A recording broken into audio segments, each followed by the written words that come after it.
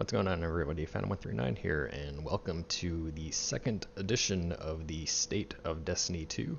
This is for March of 2019, and these are my current thoughts for the state of the game. So, you may remember I did one of these last month, and we talked about the sandbox changes and RNG that needs to be addressed, and some of these things have been recently talked about in the weekly updates, but there's some more pressing issues that are now coming with the state of the game, and I figured this would be a really good time to talk about this. So we're going to follow the same approach as we did last month. So there will be a overall state of the game, and then we'll start talking about the individual categories of things that need to be looked at. So we'll just jump right into it. So overall state of the game, you may remember that last month I said it was kind of bland, stale, things were kind of very repetitive and getting old. And this month's theme is Bungie, did you suddenly forget about the driving population of your game? And why are so many big name issues still present? So what I mean is Season of the Drifter. So for those of you who haven't played recently, the Season of the Drifter or Joker's Wild update just came out. And for the first time, we have an update that is not PvE centric. And this is a very big problem.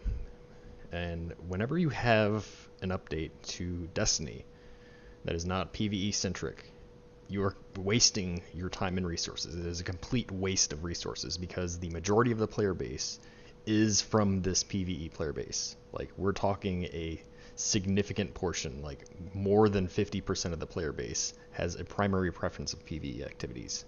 So when you're creating a piece of content that does not revolve around this player base, it is a complete waste of time and resources. So my overall thoughts on the current state of the game is that I am completely disappointed in Bungie for this season. And they said in the Vidoc, and I quote, "This is a taste of Bungie-controlled Destiny." If this is really a taste of what is to come, then the only two words I can think of saying is, I'm done. Because you have completely lost focus on the big picture here. So what are we talking about? In Season of the Drifter, there's a new mode that was added to Gambit. It's called Gambit Prime. Now, Gambit as a whole, and I'm going to pull up a little diagram here to show you, is a mode in which approximately 20% of the total player base participates in, and this number will actually go down with time because as more and more people start to realize it's no different than regular Gambit, then they're going to fall off, and then this will probably drop to about 15 to 10% by the end of the season. Why on earth, Bungie, would you create an entire season of content around a mode in which only 20 to 10% of the player base has a remote interest in?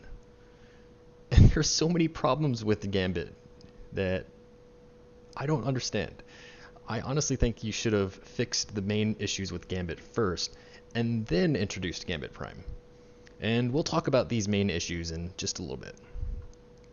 Also, what would be a season without yet another set of disastrous sandbox changes? So we're going to talk about those. Not to say they're all bad.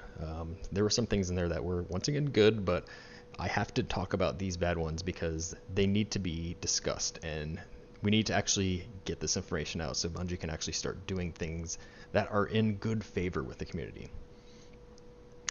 As someone who is a primarily PvE-centric player, and if you are someone who primarily focuses on PvE content, the state of the game for this current time is in no better shape than it was last month.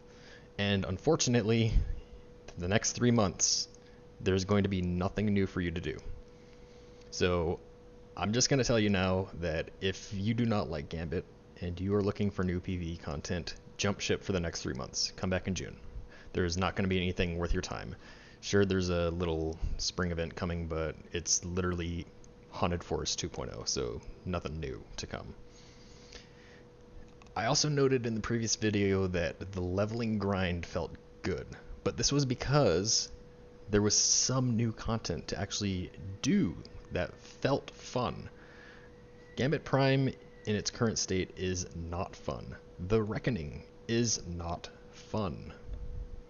having us redo the exact same content, Scourge of the Past, Black Armory Forges, daily missions, Last Wish, so on, so forth. It's the same thing we've been doing for 6 months. This is not good. There needed to be a rehash, something new to pull players in. And I discussed this in last month's video. That's why I said you need to bring up year 1 content to year 2 values, such that we can actually go back to some of this older content with a new fresh coat of paint that would actually make it fun. So overall state of the game is no better than it was in February. In fact, I think we're going in the wrong direction right now. So now we're going to break up into the individual points. So again, I started last month with the big name topic, and we're going to start with this month's big name topic, which is to say Season 6 or Season of the Drifter. And then we'll work our way down from there. So we're going to open up with a game of Who Said It? Bungie's community team came out about 3 to 4 weeks ago. There was a weekly update, and this was the first one that hinted about things coming in Season of the Drifter. A player made a comment, "I don't like Gambit. Is this season going to be primarily Gambit focused?" And one of the community developers, I don't remember if it was Cosmo or Damage, came out and said, Season 6 isn't Gambit focused, it is Drifter focused. As in, there's going to be some story elements and something for people who don't like Gambit to do. I asked the question, Bungie, where's the non-Gambit content? I'm looking far and wide for it. It's nowhere to be found. That's because there is none. There's no new content.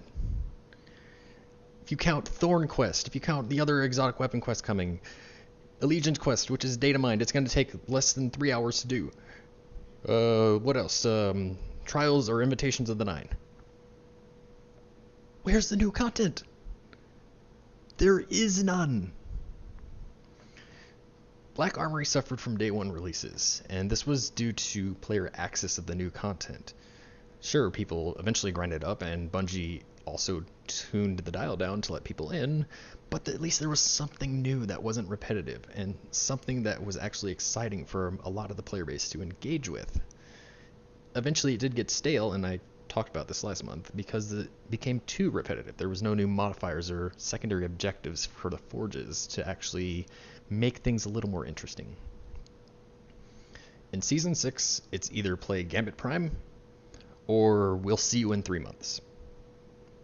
And I'm going to be honest, I do not like Gambit, so this is one of the big reasons that I'm coming out to say that this isn't a good approach.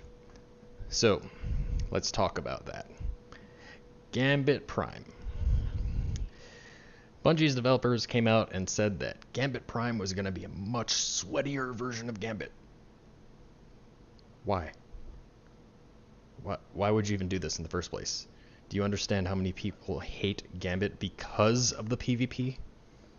Did you completely forget about the primary point of Gambit, Bungie?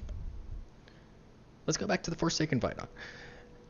They said that they wanted Gambit to be a hybrid PvE-PvP experience, to try to entice PvE players to come and try a little bit of PvP. There would be just a little sprinkle of PvP in it. Unfortunately, Gambit became so dependent on the PvP side of things that it just washed the mode out. It became so dull and repetitive. Gambit Prime is completely dependent on PvP. I've played 7 matches, and not one of those matches were decided by the team that did better in PvE. You might as well just call the most Shax's Heist at this point in time, because all you've done is created a brand new Crucible experience. Congratulations. Gambit needs a serious workover, and it needs to make invasions a whole lot less prevalent. Also, you need to introduce viable PvE alternatives to this content to make people like me, people who enjoy PvE, much more interested in the mode. We'll talk more about Gambit and Gambit Prime and things that need to change for this shortly. Next up is The Reckoning. So this was the so-called only new piece of PvE content this season. And the only thing I can think of saying for this one is, let's go back to another quote in the Annual Pass Vidoc. Bungie stated, "We wanted to do things that resonated with players. Escalation Protocol, for instance." Is Escalation Protocol literally the only thing you know how to make, Bungie? Because now we've had Blind Well, we've had Forges, and these are no different from one another. Sure, there's slight alterations to the objective, but it's still countdown timer, kill X number of enemies, kill boss, done. That's very repetitive and it's not fun. There needs to be something new and inventive about the mode, and it is neither of the two things. Sure, it's 4 players, but what's the difference to the other modes? It's only accessible to people who play Gambit Prime as well, and the only rewards you get from the mode are Gambit Prime rewards, so there's nothing for PvE players to chase. Most people who do PvE content only already have the set of gear they want. It's going to be the Scourge gear or the Last Wish gear. This new gear has no good things for PvE players to use outside of Gambit Prime, and therefore there is no point to it. Now, I will say the concept of sets and set bonuses that you introduced with Gambit Prime, I do give you a thumbs up on that. This is something that needed to happen for a while now, and if you expand this content out to be raid sets, strike sets, destination sets, so on and so forth, to give set bonuses for using the gear, that would be a really good step forward. But at this point in time, Gambit's the only experience in the season, and there's really no point to even do either of these two pieces of content if you are a PvE-centric player. Additionally, how many new exotic weapons and armors do we have? 3 exotic armor pieces, which are all gauntlets, 3 new exotic weapons, 2 of them tied to quest. This is a completely laughable number for a content release, Bungie. It is not worth the time investment of your players to do this. There needs to be large quantities of these things included with every content release. I'm saying 9+ for armor, 5+ for weapons. So there should be at least 3 new pieces of armor for each class with each content release, and then at least 5 weapons, each of them having a unique role. Also, every new exotic weapon in this season is a primary. We don't need more primaries. So, kind of wrapping this all together to give a big point of what we need to talk about. Season of the Drifter is Gambit focused, and therefore what Bungie said to us was a complete lie. For everyone else, this content update is going to be extremely light. Sure, there's going to be the couple of quests to do, but that's it. There isn't really anything to chase or do this season, so for many players, myself included, it's going to be a complete pass. The largest problem here is that Bungie waited way too long to talk about this season. Remember with Black Armory, they waited until a few days before the release. They did the same thing here. I personally feel that had they given us at least a month heads up in advance of what was coming in the season, players could have given Bungie some valuable feedback that a Gambit-focused DLC was in very poor taste. Bungie could have at least then had a little bit of time to tweak what they've done for the Reckoning to maybe make it a little better, or maybe some alternative experience. Maybe have a unique Reckoning set that was for PvE players. But unfortunately, they did not listen. They waited, and now they're going to pay for it with a very big drop-off in player numbers. Unfortunately, I do not think there is any way Bungie will be able to create and deliver an update to the season to save it from this state. So we're stuck with what's coming. It's very light and too heavily focused on the Gambit Prime loop to be worth the time investment of players. So sorry to give bad news in regards to that, but if you're a PvE-centric player, again, jump ship for the season. You're not going to get anything. Alright, let's talk about Gambit. When we originally announced Gambit, back in the Year 2 reveal stream, I personally had very high hopes for this mode. For a while, I was a big fan of Halo 5's Warzone mode, which was also a combination of PvE and PvP.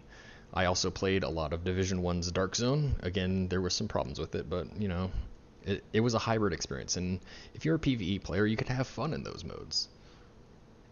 But one thing that struck me as something that this was going to do differently is that a team that was PvE-centric, really dominating their side in terms of PvE, could outperform a team of PvP players in terms of this requirement and win the match. I envisioned a team that would be airdropping blocker after blocker onto a PvP-centric side and get their primeval out, would be able to just smoke their boss and win the battle. And for the first couple of weeks of the expansion, this was the case. It was actually a lot of fun. But unfortunately, cracks started to show very quickly and things got very bad very fast. Additionally, for some unknown reason, matchmaking likes to put solo players against large teams, so we're talking about teams of 3 and 4. This is in very poor taste, especially with the mode being so dependent upon communication, strategy, and unfortunately being dominated by the PvP side of it. Things need to be changed such that teams are highly favored to be matched with the same team. So if you're in a team of 4, you need to be matched against another team of 4. If you're in a team of 3, you need to be matched against another team of 3, so on and so forth. The big problem with Gambit was that for the past 6 months, it was completely dominated by Queenbreaker. Therefore, the game became too reliant on heavy ammo and invasions. The sole fact of this ruined the complete spirit of the mode. PvE players were no longer able to outperform the PvP side of the game, and therefore it just fell completely off my radar. I stopped playing it altogether outside of the 2 or 3 triple infamy weeks that we had. Gambit Prime takes that to a whole new extreme. Not only are invasions more common now, it also dictates the team that's going to win the match. I can give an experience from one of my 7 matches that I played. Our team got to our boss, 100 motes deposited. The enemy team had 22 motes at the time. We still lost that game with 5 stacks of Primeval Slayer just because of the amount of invasions the other team was given. This alone goes completely against the spirit of what Gambit was supposed to be. If a team that is PvE centric completely dominates the PvE side of the match, like this was a complete domination of the PvE side of the match, there should be no contest. We should hands down win that match with no trouble. I personally think that invasions need a serious overhaul, and here are my opinions on what needs to happen to make both of these modes more enjoyable. First and foremost, heavy ammo. As I mentioned, the game became too reliant on heavy ammo and invasions. I personally think that in the current state of the game, you either get a lot of heavy ammo or you don't get heavy ammo, period. So what I think needs to happen is for each brick of heavy ammo that spawns on one side, another brick should be guaranteed to spawn on the next side, the very next kill. So let's say someone kills a Vandal and gets a heavy ammo brick to drop. Well, on the other side, the very next enemy to die on that side should drop a heavy brick for everyone. This will even the balance a little bit, make sure that no team ever has a complete dominance of heavy ammo. Yes, there's the topic of the raid mods, but I personally think that those are fine because that's in-game content that has been played. You have gotten the rewards from the in-game content, therefore it's valid. One-hit kill invasion weapons. Queenbreaker and Izanagi's Burden are completely ruining the Gambit experience. Exotic weapons, I personally feel, need to be curtailed during invasions. How this should happen is that when you jump through the invasion portal, the game should take all but one shot from your exotic weapon out. So you only get one shot. If you get a kill with this exotic weapon, it should give you a shot back. So let's say you're using a Queenbreaker and you kill someone with the Queenbreaker, you get another round back. But if you miss, you're SOL, you're done. Like, you have to use your other weapons at that point. This will prevent what I call spray and pray RNG kills. I've seen so many invaders just start spraying their heavy weapon exotic and praying for a kill, and if they miss it, they just reload and do it again. Next up, invasion. The vision of the invaders. The ability for them to see through the walls. I think we need to rehash this. Instead of making it a constant insight to where everyone is, I think it should pulse every 5 seconds. So 5 seconds goes by, you send out this little red pulse, everyone's current position is shown to you with their motes, but that's it. You have to wait another 5 seconds and the pulse happens again, and then they move to wherever they are for the next step. This will make things a little more interesting and a lot less wall hacky, so you can get a general idea of where they're at, but you actually have to go out and hunt for them. So there won't be any more camping the sight lines, basically.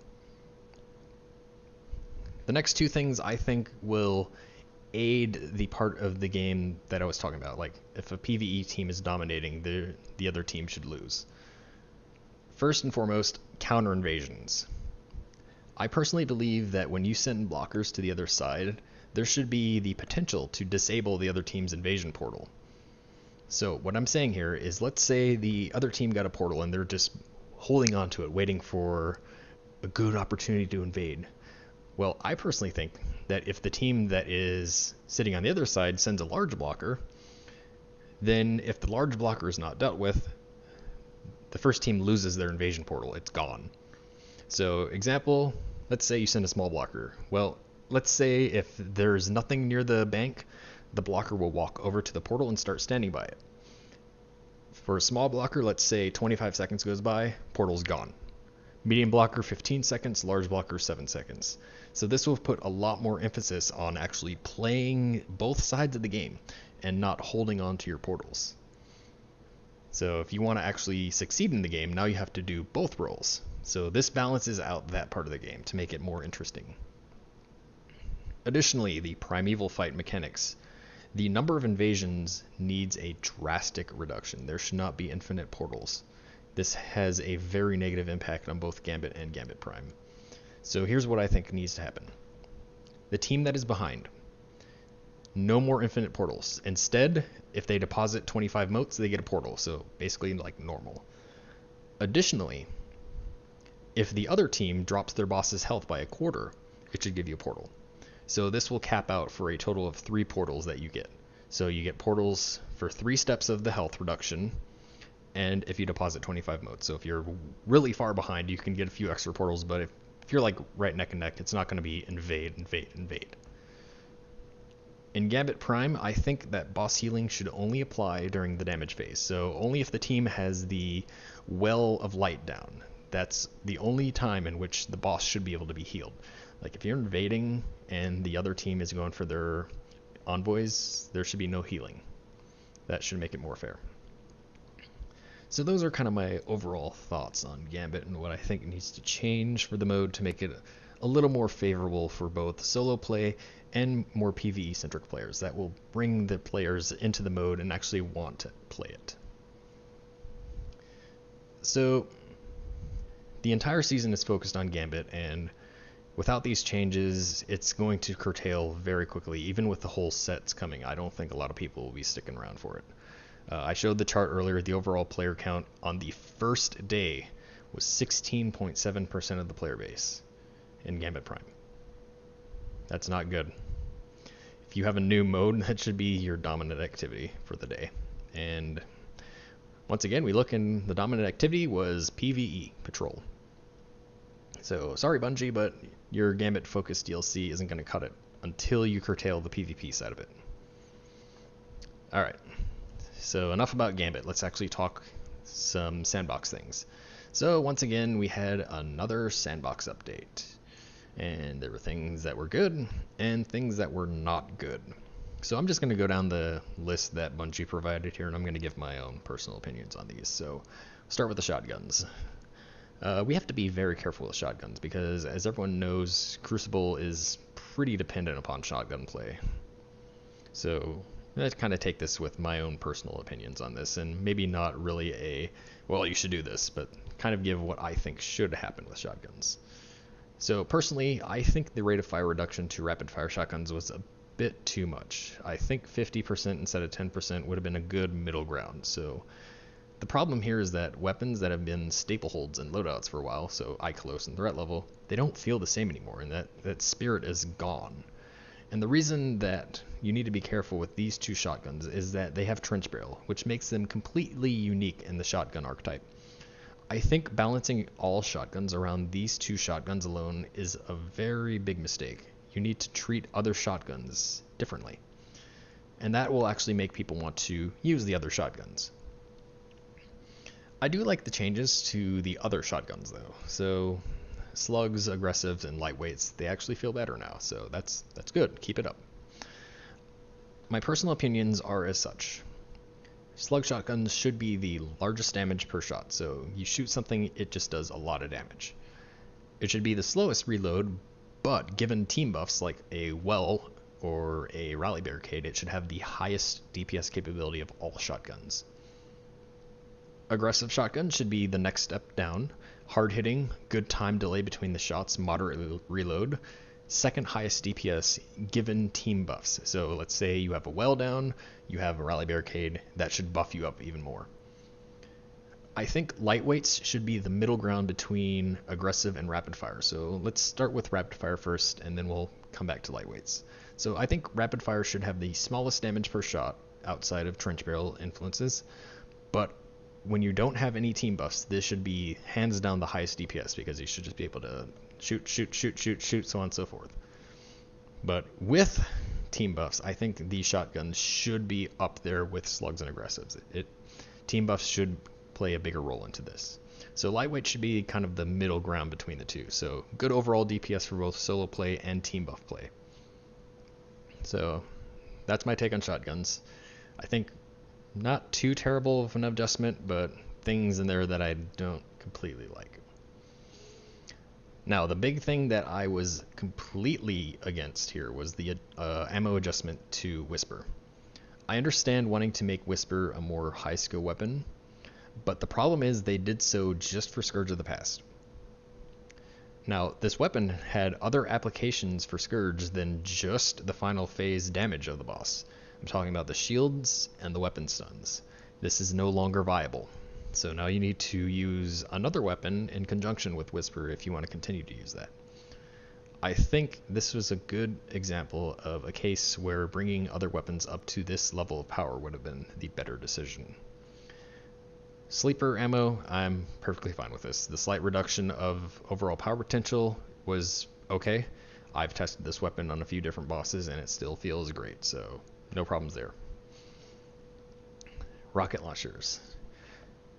I knew this was coming. I knew that the raid team wasn't going to bother touching Riven, so Bungie was going to tell their Sandbox team to do it. So what did they do? They nerfed cluster bombs but brought up rocket damage. The only problem is that did nothing. The Riven encounter cheese, which I said needed to be fixed in last month's video, can only be fixed by a raid team adjustment, and again, I'll bring that up later on how this needs to happen. I personally am okay with the changes to cluster bombs and rocket damage, but the intended purpose of this did not function, and again, we'll talk about it later. Machine guns. Not a fan of boss damage reduction. This needs to be undone. Ammo changes are fine though. Like they had a lot of ammo even with the perks, without the perks I mean. So with the perks, giving it more ammo was kind of a bit overkill here, but undo the change to the damage that was completely unnecessary. Grenade launchers are actually going up, and this is a really good change. For the longest times, grenade launchers have kind of sat in the back sidelines of the heavy weapon slot. Now they're actually coming into a place where they start to feel competitive with other weapons. I don't think we're quite there yet, but we're getting there, so keep doing it. Additionally, the Anarchy exotic from Scourge of the Past is very underpowered considering it's a raid exotic weapon. This needs a lookover. I think some buffing needs to be done for this weapon, either by giving it more ammo or allowing the grenade damage to stack up to all 6 shots instead of just 3. So consider doing that next update. Some other weapons that we need to talk about. Linear fusion rifle damage to PvE I think is a bit too low. We're talking about non-sleeper here. I think maybe bringing in an ammo buff to go in conjunction with the damage increase would help there. Two-tailed fox, 1000 voices, Warcliff, good changes. I like the increase of damage, but I think 1000 voices needs a buff specifically against majors and ultras to be a bit more competitive during boss encounters. Black Talon was too small to be noticeable, and this is mainly because swords as a whole needs a complete overhaul. Also, you buffed Black Talon, but where's the buff to Worldline 0? So please stop leaving swords on the sideline. Please bring them into the spotlight. Give them actually a competitive chase there. So that's all for Sandbox this month. So not as much as last season. So thankfully I don't have to talk too much about that. The next big issue is things that were missed in this update that really needed to happen. So I brought up a host of major issues in the game that needed to be addressed, and none of them got touched. Now they did mention the RNG and seals, but there is no mention of a date when a fix is coming, or what exactly they're planning on doing. I will continue to advocate for my personal fix on this, which is to completely remove the weekly lockout on activities for rewardable drops. So again, just to point it out, I think that powerful gear should be the only thing that is ever restricted by week. So if you do a raid encounter, the first time you complete an encounter per week gives you a powerful drop, but I think you should be able to repeat the encounter over and over again to try to get specific drops from the encounter or specific rolls from the encounter. They'll just be at soft cap values. If you do this, you don't even need to fix the RNG table. You will allow players to actually just play the content again and again if they want, go for what they want to do, bring in the grind to the game. That's what you want. You want to drive player interest in the game, actually get them to want to continue to play the game. So actually allowing them to continue to play the game to chase the rewards they want to go out and get is a very good change, and I will continue to advocate this until it is done. Nova Warp is still the most useless class in the game. You hit that class with the nerf hammer way too hard. Undo that completely. Put it back into its pre-February nerf state, and then apply the fixes that I talked about in the last video. So the line of sight kill check, so fix the thing to allow it to hit through other walls, reduce the damage when fighting other supers, and subsequently buff the PvE damage. Do those three things, leave the charge up time and the duration the same, the super will fall into place with the others just fine. Raid bugs and glitches, not one of them were fixed. The Riven encounter needs a complete overhaul, and I will continue to advocate for this until it is fixed. Rocket strat is not a valid approach to the encounter. Circumventing raid mechanics goes against the spirit and meaning of the raid's difficulty. Stop doing it, people. My suggestion from last month remains completely valid. Increase Riven's armor by about 500% to immediately neutralize the ability to do this cluster bomb, whatever prospector, whatever weapon. Do not allow people to do this. Play test this significantly until you get it right, Bungie. What we do instead is make it so every time the team shoots the 2 correct dies, they get 1 stack of Ahamkara Slayer. Each stack will grant bonus damage to Riven to eventually allow you to kill the boss with direct damage. At the same time, make it so that when you're falling down and shooting the crit spots on the boss, increase the amount of damage you do from shooting those weak points. So ideally what you want to be able to do is have players be able to get to the final stand within 2 full rotations of going down, or with 1 full rotation and a really good team composition at the top. That's probably the best thing to do for this. Guitar errors are still occurring in Last Wish. You said you fixed it. They are not fixed. I personally believe that your issue here is likely a memory leak. It's not a memory issue, but a memory leak in the game. This is something that your debug build will not be able to pick up, and it's something in your underlying framework. Unfortunately, this is going to require a very in-depth look at your game's systems and archetypes, but you'll probably find it somewhere where a cleanup is not being properly done, and it'll be something that could actually help the performance of your game in the long run. So try to take a deeper look at underlying systems that are happening during the raid encounter. Play test this significantly, find out the exact point in which it's occurring, and then identify what is going on there. This is kind of a trial and error process. I've gone through a few of these when making mods before. It generally takes a very long time to find it, but the sooner you start, the sooner you'll find it, the sooner you'll be able to fix it, and it'll also solve a lot of issues down the road as well, so make sure you're doing it.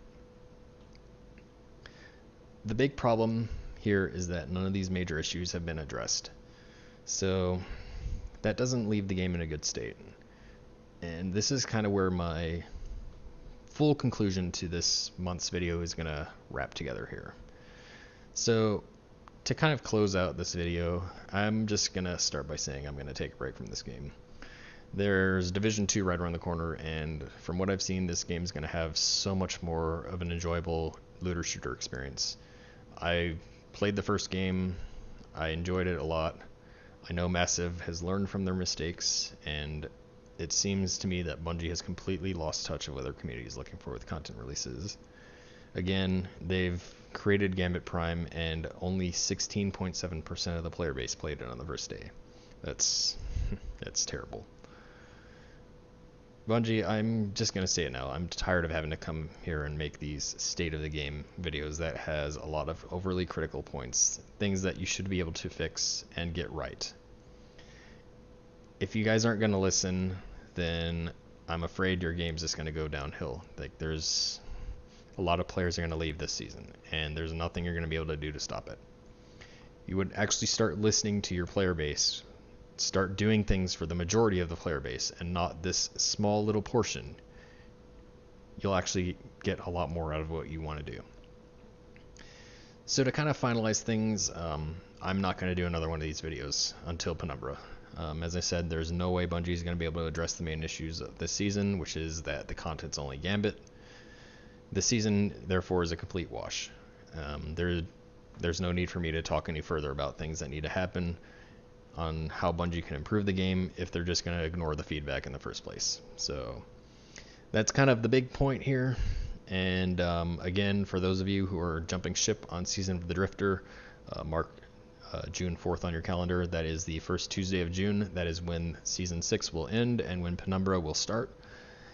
Bungie, I hope you guys are at least paying attention here. Like, I think you screwed up big time this season, and unfortunately you're not going to be able to fix it. I understand that content takes a while to make, but you've put all of your eggs in this Gambit basket, and unfortunately too few people are interested in it, and again, it's going to drop off way too fast, and therefore you're going to start to get a lot of negative feedback here. You're going to see your play base drop off, and unless you have some magical folder sitting there with extra content that you can just bring in to satisfy the PvE masses, you're out of luck. So that's pretty much all I've got to share today, and that's all I'm going to talk about until Penumbra for Destiny 2. So I hope you guys at least have some insights here. If there's anything else that you want to talk about, feel free to comment below. Otherwise, I'll see you guys next time.